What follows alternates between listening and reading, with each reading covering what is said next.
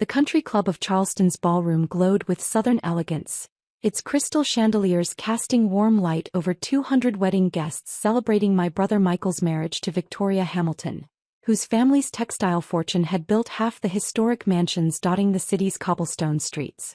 White magnolias and Spanish moss created the perfect backdrop for what Dad had declared the most important social event our family has ever hosted. I sat at table 12, strategically positioned behind a towering arrangement of white roses that provided merciful cover from the evening's main festivities. Not quite banished to the overflow section, but carefully distanced from the family tables where Michael's Harvard Business School classmates and Victoria's Junior League friends celebrated another victory of traditional Southern achievement. My father Richard Chin stood at the microphone in his custom-tailored tuxedo, commanding attention with the same authoritative presence that had built his career as senior vice president at Charleston First National Bank. At 58, he radiated the confidence of someone who'd spent 3 decades managing other people's money and expectations with equal skill. Ladies and gentlemen, Dad's voice carried across the ballroom with practiced authority. Thank you for joining us tonight to celebrate Michael and Victoria's beginning together. Looking at this room, I see the finest families of Charleston. People who understand what real success looks like. Polite applause rippled through the crowd. I recognized faces from the banking district Old Charleston Society, and the country club's most exclusive membership tier, the kind of people who measured worth through bloodlines, bank balances, and business connections stretching back generations. Success, Dad continued, his smile taking on the particular warmth he reserved for public speaking, comes from making smart choices and following proven paths. My son Michael exemplified this perfectly. Harvard MBA, rapid advancement at Palmetto Investment Group, and now marrying into one of Charleston's most respected families. I maintained my neutral expression while sipping sweet tea, having learned over 29 years to recognize the warning signs when Dad shifted into his favorite lecture mode about life choices and family reputation. My daughter Sarah here represents a different path. Dad gestured vaguely toward my partially hidden table, his voice carrying fond patience. She's still finding herself, unlike her successful siblings.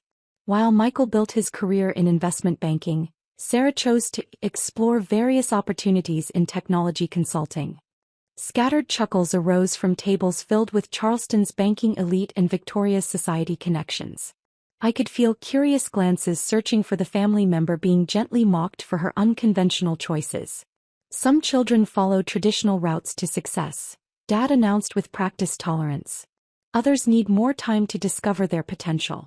Sarah's 29 now, still working from her apartment on various computer projects, still figuring out what she wants to accomplish professionally.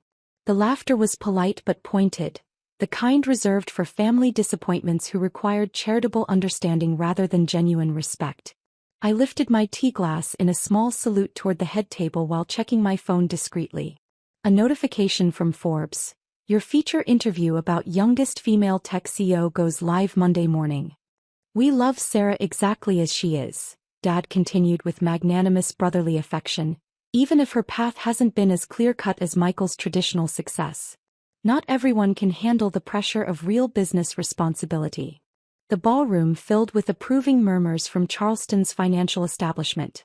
Michael basked in the comparison, his arm tightening around Victoria's waist as she smiled adoringly at her new husband's superior life choices. Uncle James materialized beside my table, his bourbon-enhanced voice carrying sympathetic concern. Sarah, honey, that was a touching speech from your father.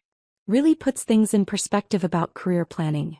Definitely memorable, I replied, standing politely as he claimed the empty chair beside me. You know, it's never too late to consider business school, James continued with the authority of someone who'd spent 40 years in commercial lending. I've got connections at several good programs in the Southeast. Maybe not Harvard like Michael, but solid schools that could help you transition into serious corporate work. Across the ballroom, I watched Dad accepting congratulations from Charleston's banking community for his inspiring words about patient family support and understanding different paths to success. Among the group stood Jonathan Pierce, President and CEO of Charleston First National, Dad's boss and mentor for the past 15 years. The technology thing is fine for experimenting, James explained earnestly, but eventually you need stability. Proper salary, benefits, advancement opportunities.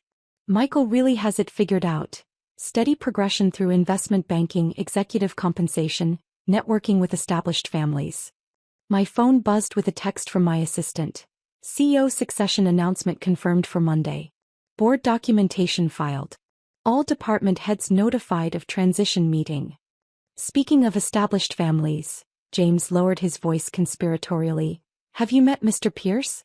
Built Charleston First National into one of the Southeast's premier regional banks. He's been mentoring your father personally, positioning him for senior executive advancement.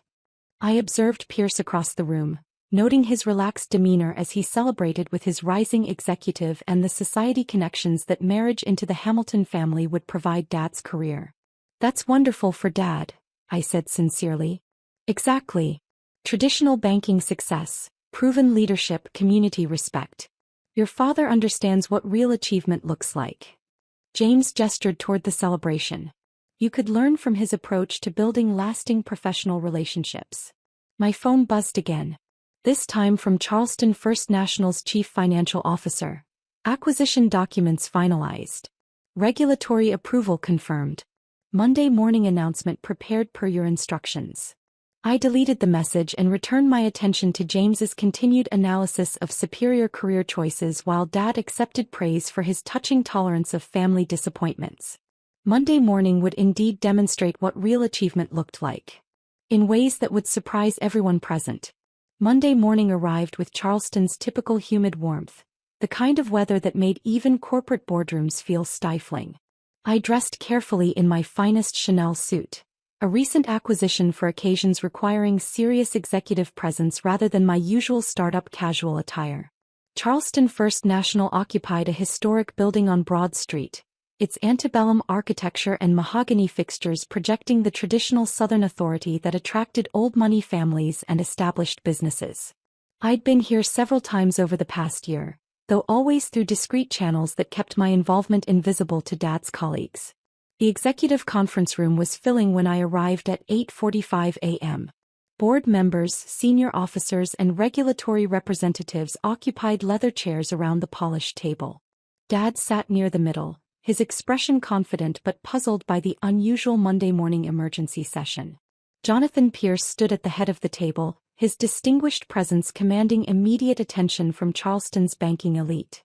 Ladies and gentlemen, Pierce began with the authority of someone who'd built a regional bank into a billion-dollar institution. Thank you for this urgent meeting. We're here to discuss the ownership transition finalized over the weekend. Dad's confident expression flickered. As senior vice president, he was typically briefed on major corporate changes well before general announcements. The board has accepted an acquisition offer from Magnolia Financial Holdings, Pierce continued. Effective immediately, Charleston First National operates under new ownership with corresponding leadership changes. The room buzzed with whispered conversations. Dad leaned forward, his banking instincts shifting into crisis management mode. I'd like to introduce our new chairman and chief executive officer, Pierce said, gesturing toward the conference room entrance. Please welcome Sarah Chin. The silence that followed was absolute. I entered through the main doors, my movement drawing every eye in the room. Dad's face went completely white as recognition dawned. Several board members glanced between us, sensing family dynamics they couldn't immediately comprehend. Thank you, Jonathan. My voice carried easily across the room, the same quiet tone that had frustrated Dad for 29 years. Over the past 18 months, Magnolia Financial has been evaluating strategic opportunities in regional banking. Charleston First National represents an ideal platform for expansion throughout the Southeast.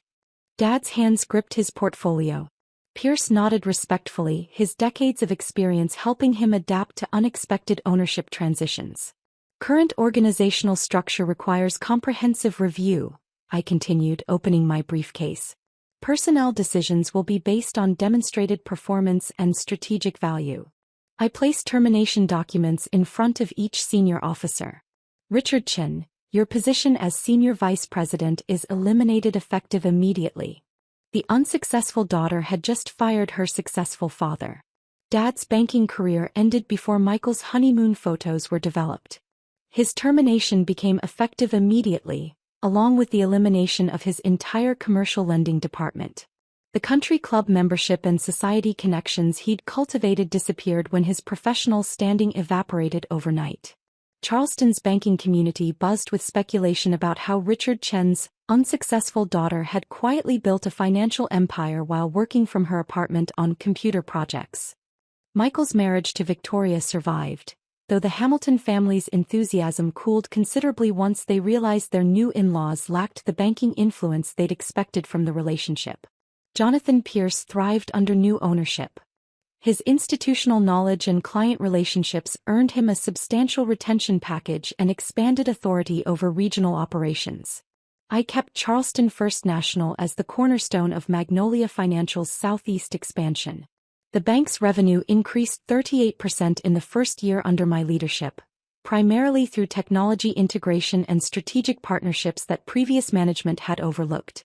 Dad found work as a loan officer at a small community bank outside Columbia. The position paid 60% of his former salary but offered opportunities to rebuild without family complications.